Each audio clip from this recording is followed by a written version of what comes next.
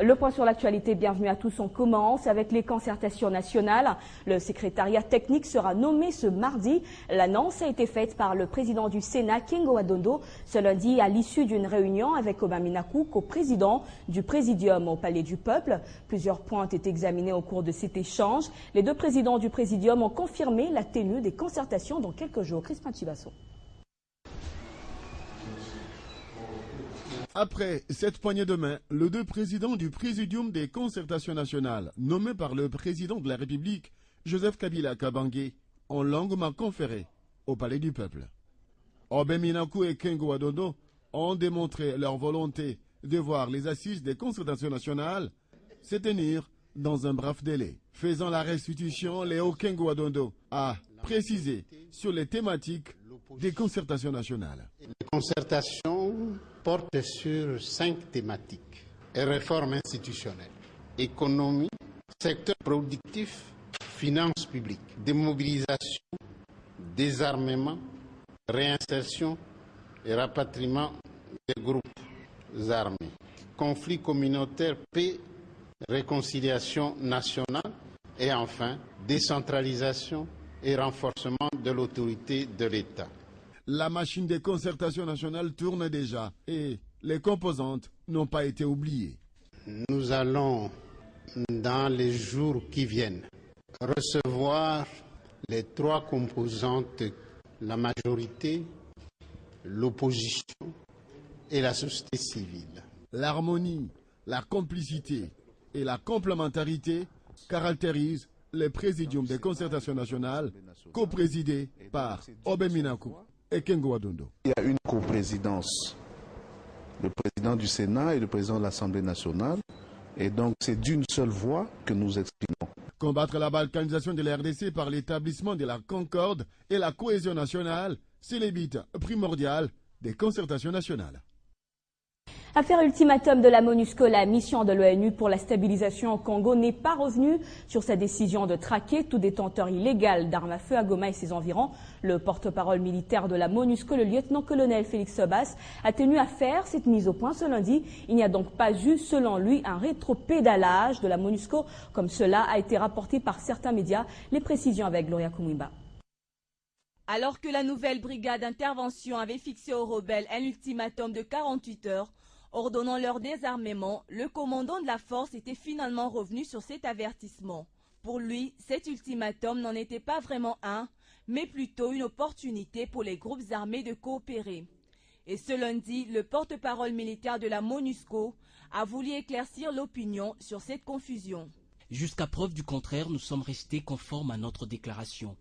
Une fois que ce délai a expiré, nous sommes en train de mettre en œuvre tous les mécanismes retenus à cet effet afin de rendre cette zone complètement sécurisée. Dans un communiqué publié le 30 juillet dernier, la MONUSCO avait dit considérer toute personne ne faisant pas partie des forces de sécurité nationales et possédant une arme à feu à Goma et dans les localités situées au nord de la ville comme une menace imminente pour les civils.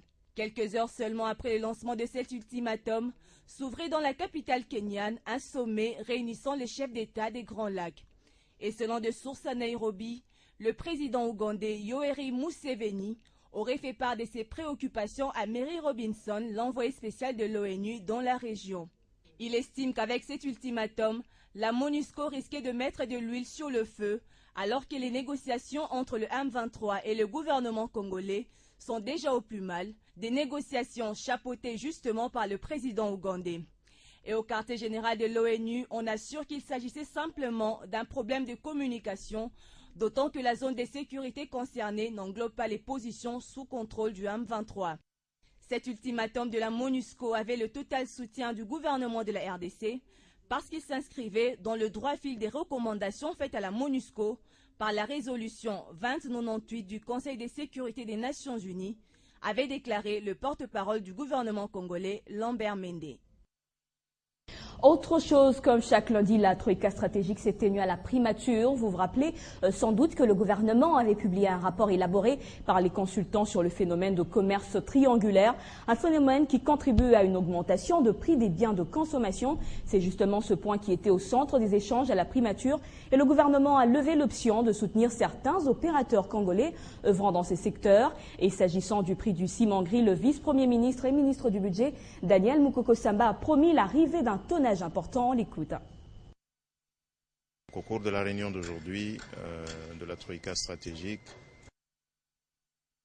nous avons levé l'option pour le gouvernement de soutenir certains opérateurs congolais qui ont de l'expérience dans ce secteur, de manière à nous donner, nous, gouvernement, des intervenants dans ce secteur qui vont travailler de manière à ce que progressivement nous puissions mettre un terme à ces pratiques de fragilisation de notre économie et qui, bien sûr, comme vous le savez, concourent à l'augmentation des prix des produits qui sont les plus consommés dans le pays. Bon, pour le prix du ciment, je pense que la situation se normalise.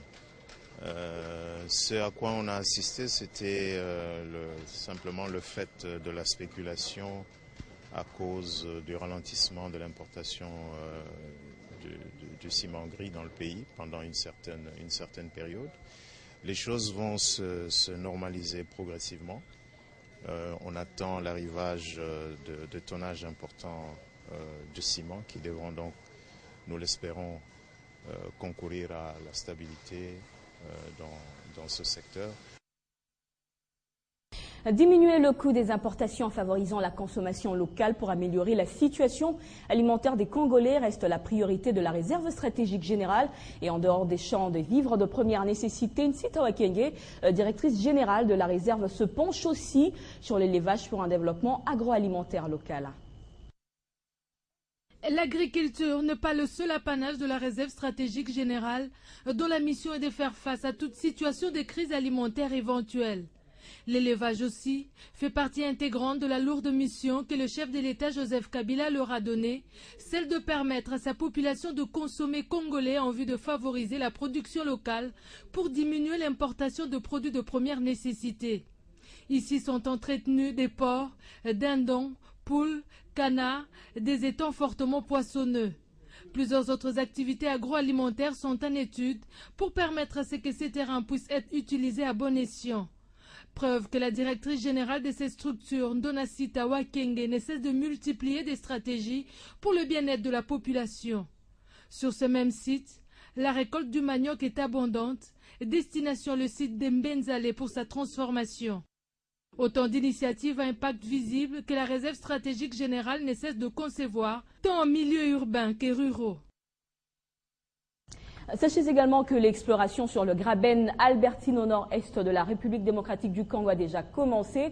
Et dans l'espoir de la découverte d'un éventuel gisement du pétrole, la société Wall of Congo a déployé une grande équipe depuis plusieurs mois pour y mener des études géophysiques. Il faut dire que cette opération lui a coûté jusqu'à 30 millions de dollars américains. Cette société mène ses activités sur le bloc 1 et 2. Claude Biringanine nous en dit plus. Ne vous fiez pas à sa tranquillité. Le lac Albert peut constituer un véritable tournant économique pour la RDC si les études en cours confirmaient l'existence effective d'un gisement de pétrole ici. La société Oil of Congo, où l'investisseur israélien Dan Gertler est le principal actionnaire, explore le bloc 1 et 2 du Graben Albertine au nord-est du pays. L'espoir chevillé au corps, c'est une importante expertise géophysique qui est à pied d'œuvre depuis plusieurs mois. Ça, c'est absolu. Je crois qu'avec l'avènement de cette compagnie et la découverte du pétrole dans la région, si on se met à l'exploiter, ça va apporter beaucoup d'opportunités économiques à la région et ça va être le boom économique de la région et pourquoi pas de tout le pays. C'est donc toute la cité qui verra sa vie basculer. L'entreprise a déjà annoncé les couleurs à travers ses œuvres sociales, comme dans ce centre hospitalier de Kasséni, une localité enfouie dans la province orientale. Je peux dire que 90% de ce qu'il y a comme ressources financières provient de Wolof DRC. Donc Olof DRC assure l'approvisionnement en médicaments, pratiquement autour de $5 000 de médicaments chaque mois. Olof DRC assure la prime du personnel, donc les médecins, et également les frais de fonctionnement. Extraire le pétrole dans le lac Albert, le pari semble tenir la route, d'autant plus que de l'autre rive en République ougandaise, avec laquelle la RDC partage ce patrimoine naturel, l'exploitation aurait déjà commencé.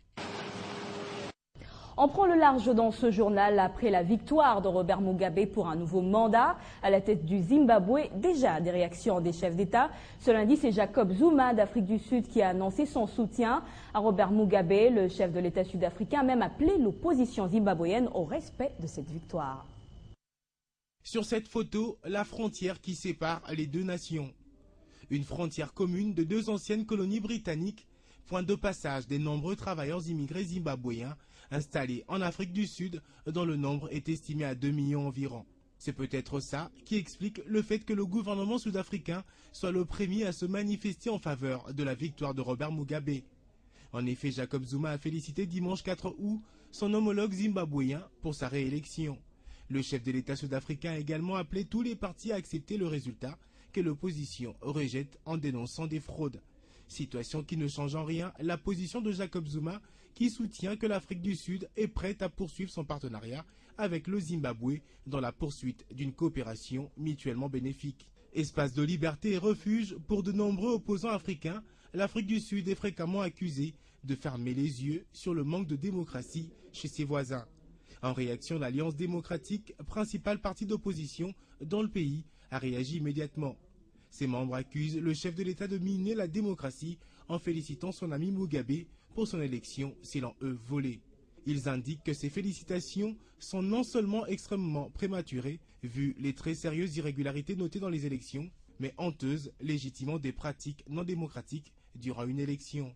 Robert Mugabe a toujours pu compter sur l'amitié de dirigeants de l'ANC, parti au pouvoir en Afrique du Sud, très proche de la ZANU-PF, pour ses liens contre la domination blanche dans les deux pays.